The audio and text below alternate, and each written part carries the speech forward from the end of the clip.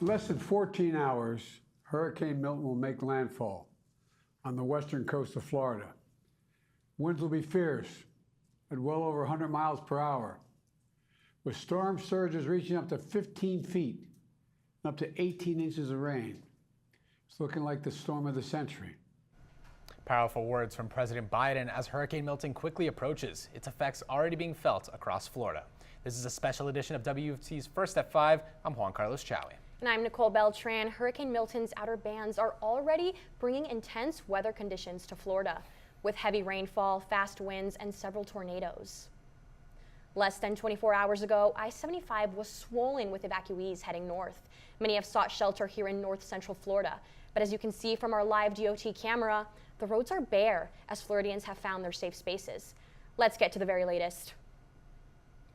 Florida's Chief Financial Officer, Jimmy Patronis, has mobilized more than 1,600 urban search and rescue teams to help save people after Milton passes. The National Hurricane Center is telling people in evacuation areas to move away from windows if you've stayed behind. And leaders now say that this is a time to make sure you charge your devices and are ready for power outages when the storm hits. We've got team coverage as Milton inches closer to Florida tonight. UF forecaster Matthew Clark starts us off with the new Milton numbers just in from the National Hurricane Center.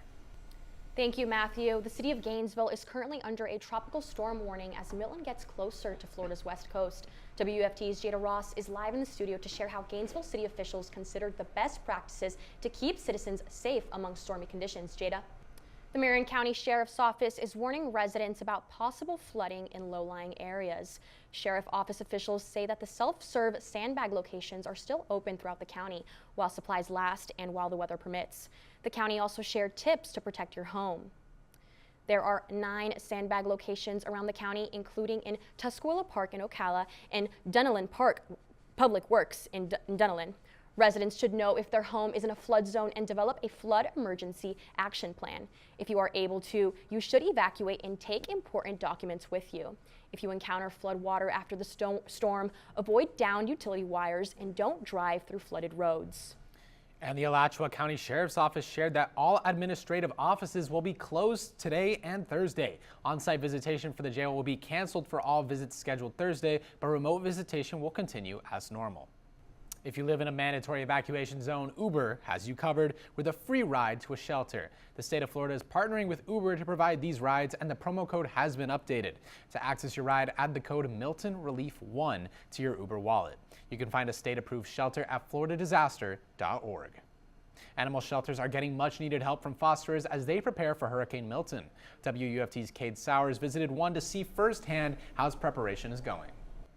The Walmart store in East Silver Springs in Ocala has announced on their Facebook page that they plan to reopen at 4 p.m. on Thursday. Associates will be in earlier to help prepare others for customers in need.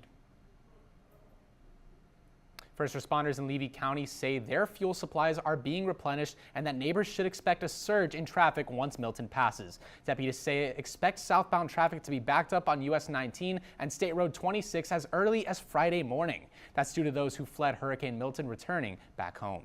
Leaders want you to try to limit your travels until the traffic impacts slow down.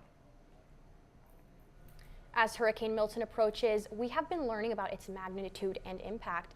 JC, you had the chance to speak with one of our meteorologists about the storm. That's right, Nicole. I spoke with UF meteorologist William Maxim about what sets this hurricane apart from others. When First at 5 returns, we'll be taking a look at what makes Hurricane Milton a historic storm.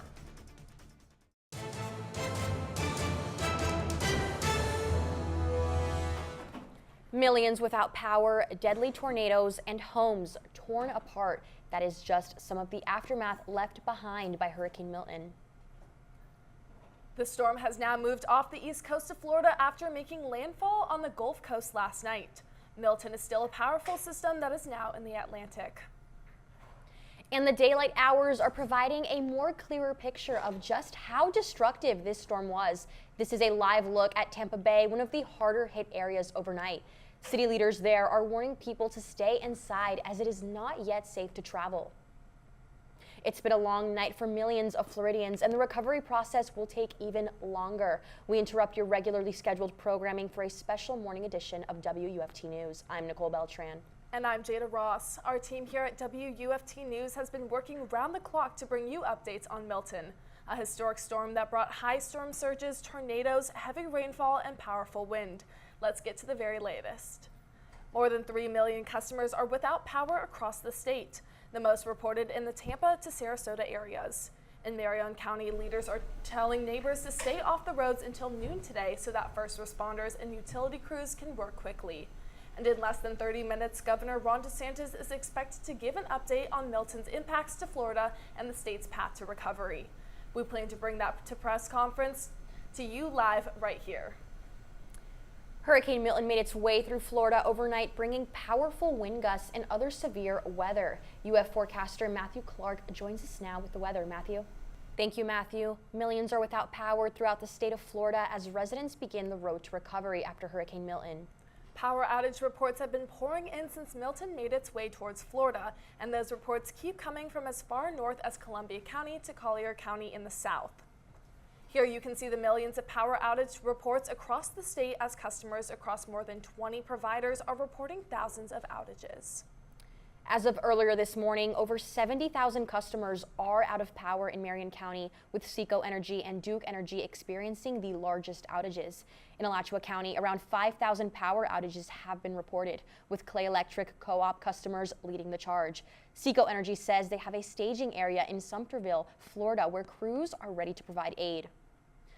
It's time to take a look at some of the damage closer to where the storm made landfall down south. WUFT's Juan Chaoui is live in the studio with an update on the hurricane damage in Tampa. Thank you, JC. No one was hurt after a crane came crashing down into a building in St. Petersburg as Hurricane Milton moved through Florida overnight.